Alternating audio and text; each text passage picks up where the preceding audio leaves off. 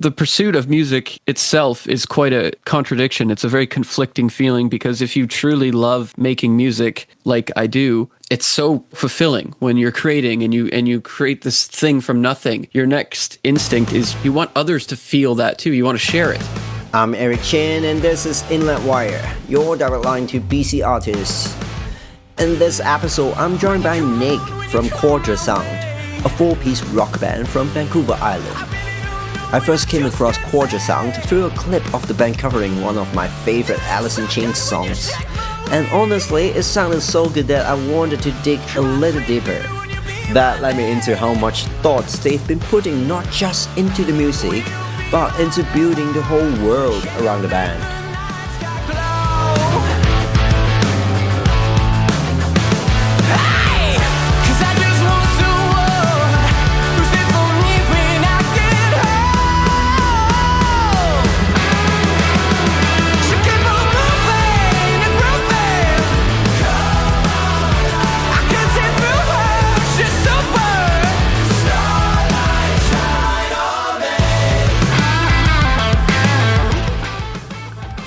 For Quadra Sound, building a band today means more than just writing songs and playing shows. It also means finding the right vehicle to get to the music out into the world. Here's how Nick sees the role social media plays in that. Well, this is actually quite an amazing thing because it's a vehicle, a visual and audio vehicle direct to consumer, with no one in between. There's no middleman. There's no record label you have to go through. So we can reach the people. It's just going to take a lot of work to get it going and be consistent with it. So once I viewed it like that, it was like, if this is the way bands are blowing up now, getting a following, and they're able to tour by themselves without having to sign, half their rights away to get exposed to these people, it's like, well, let's take advantage of this. For Nick, that online site has not really changed the music itself, but it has changed how much of himself is willing to put out there. I don't think it's influenced the music, but it has influenced getting feedback and seeing people, even because we just started the podcast again, so it's very small, the people who are listening, but getting a little amount of comments and reaction that we're getting, it's influenced me. It's encouraged me to continue to do it and continue to put myself out there and just be sort of vulnerable. Hey, we can love, I stand here 5 foot tall, hover above till I can see at all your line. My ever fleeting pride. You use me like some old antique chair. For Quadra Sound, it's not just about sharing the music, it is also about showing more of who they are as people. Maybe a year ago, we decided to really push the socials and wasn't quite sure what to do. We figured anything is probably better than posting nothing. So I wanted to always showcase our music, but we've also always made silly videos. We did it in middle school because we're all middle school friends. We would do this stuff in school. We do it now. So we do make silly things. So I wanted to showcase that as well. Like, we don't take ourselves too seriously. What started as something playful for the band really connected with people, and somehow it even went viral. I remember I was just sitting on the couch one evening scrolling through Instagram, and I saw one of those rescue videos, which I've seen before. And they've always kind of bugged me because they're just so tugging at people's heartstrings just to get views. And it seems so fake, all of them. It just hit me like a lightning bolt. Like, oh my God, we should make one with an instrument and basically make fun of these videos. So the guys came over later that week and we shot it, and we brainstormed different ideas we could be doing with it that might be funny, and drew the face on it, put the legs. I knew it needed a face to give it like a personality. So Aaron drew up a face on it, and yeah, we did it in like 2 hours just around the house. And we just kind of knew as we were making it, we're like, oh yeah, this is going to go viral. Well, there's just a feeling. And sure enough, yeah, we posted it, and it went viral, man. Like, it's our first viral video. We couldn't believe it. And on TikTok as well. It's well over 1 million views on TikTok and on Instagram. such a large percentage of people are seeing that, and a very small percent are checking us out and going to listen to the music. So it's like, we went viral for the wrong reason, but you know, it all feeds itself, and I see that now. But hey, I'll take it. I'm happy. I'm proud of it. She's wearing black now. Yeah, she'll never back down. She's wearing black now. No turning back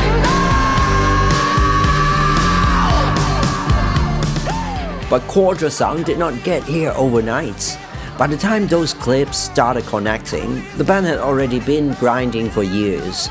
Then came another big turning point. 2023 is when we first got linked up with Brian Howes, who's a legendary producer out of Vancouver and songwriter.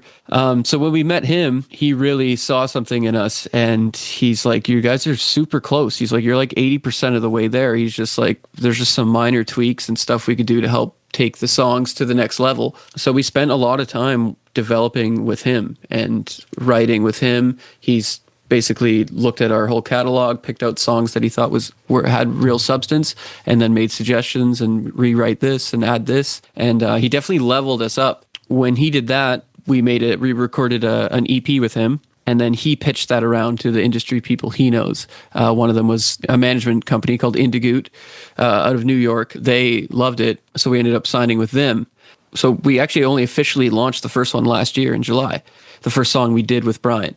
That's how long the development took to put all this stuff together. Yeah, so it looks kind of like we're a new band, which we're not. We got 10 years of experience under our belts. But that's the cool thing about music, is you can just start again. You can just rebrand. You can do whatever you want. You're just trying to find your way through here.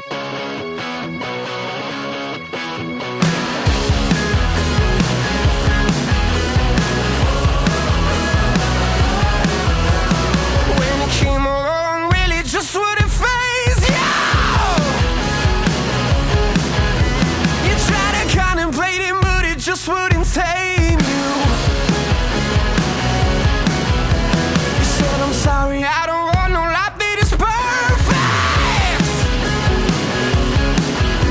I see you face attentions, but I don't deserve them. After all that talk about building the band, starting again, and finding the right way forward, Nick brought it back to something much more personal. One of the songs came from that feeling of growing up in Campbell River, loving where you're from, but also wanting to get out, see more, and making something bigger happen. So we grew up in Campbell River on Vancouver Island, small town. It's the first song I kind of wrote about Campbell River and about growing up in Campbell River.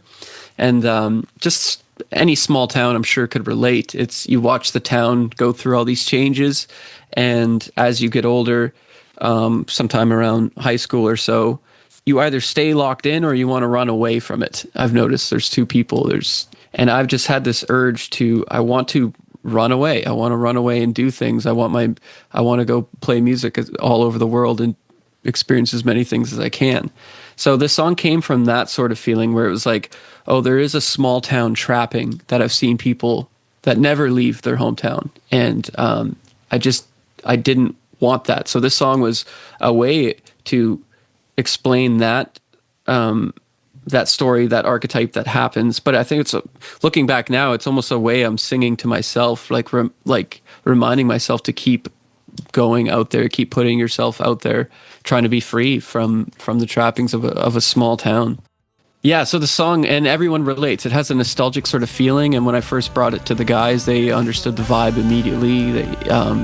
It was one of those magical moments where Clayton, our other guitar player, as soon as I played the chords, he had this melodic guitar piece that he's had since around middle school, just floating in that he's never used. And he's like, dude, this fits perfectly on top of the chord progression of your new song. So it was like this, like that sort of moment that you hope would happen. And it did. And to him, it reminded him of childhood, and to me it did. So it's just this super nostalgic sort of vibe. And Brian really understood that. And he encouraged it so much so that when we recorded it in his home studio. We would record at the Armory in Vancouver and then do all the vocals at his house in Comox. He threw a party at the studio, got us to invite as many people from Campbell River as we could, got everyone in the studio, and they all sang background gang vocals. So at the end of the song, there's like a whole gang of Campbell River people singing on the track. And I love it. I just love the way it turned out. Good sign.